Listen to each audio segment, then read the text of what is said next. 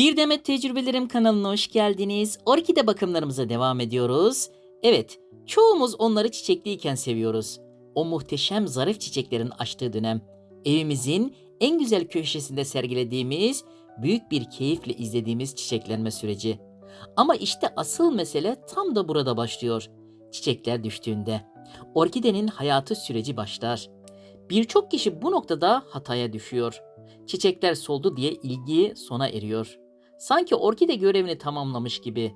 Oysa orkide için emek harcamanın en kritik dönemlerinden biri tam da o andan sonra başlar.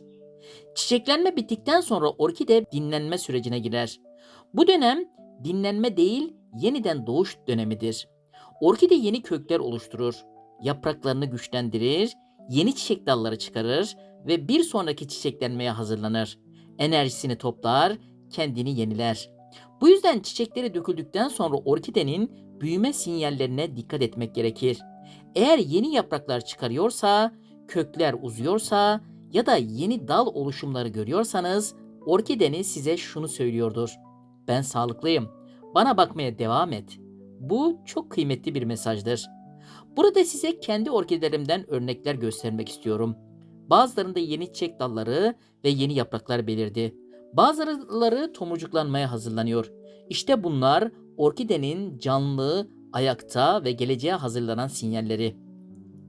Ama eğer orkidenizde uzun süre hiçbir gelişme yoksa, yapraklar soluyor, kökler zayıflıyorsa, sararmalar artıyorsa, bu size ben zorlanıyorum diyen bir orkidedir.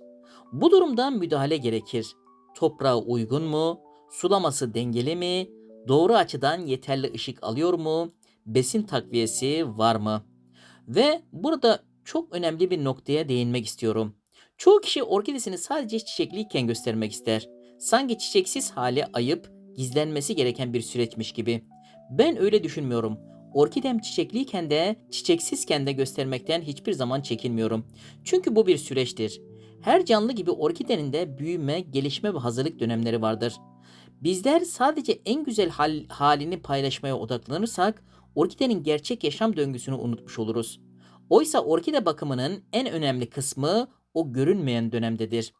Burada devreye sabır girer. Sabır orkide bakımında belki de en kritik kelime. Bir çiçek açsın diye acele etmek, sulamayı abartmak, yerini sürekli değiştirmek, tüm bunlar orkideye yardımcı olmak yerine onu strese sokar. Sabırla izlemek, yavaş ilerlemeyi kabul etmek, küçük gelişmeleri fark etmek, işte orkide bakımın burada başlar. Orkideler çiçekliyken güzeldir. Evet, ama asıl değer çiçeksizken verdiğimiz emekte saklıdır. Toprak, sulama, ışık, kök gelişimi, bu dönemlere gösterilen sevgi orkidenin size yeniden teşekkür etmesini sağlar.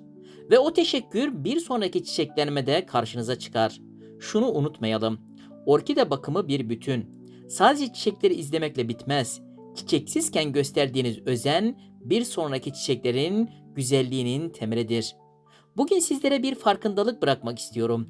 Orkidenize yalnızca çiçekliyken değil, her zaman değer verin. Sabredin, süreci izleyin, gelişimini takip edin, onunla ilgilenin. Yeniden çiçeklenme döneminde yanında olun. Çünkü siz emek verdikçe orkideniz bunu unutmayacak ve zamanı geldiğinde tüm emeğinizi çiçekleriyle geri verecektir. İzlediğiniz ve dinlediğiniz için çok teşekkür ederim. Daha fazlasıyla alakalı kanalıma bekliyorum. Abone değilseniz abone olur, like atar ve videomu paylaşırsanız çok memnun olurum. Bir sonraki videomda görüşmek üzere. İyi günler.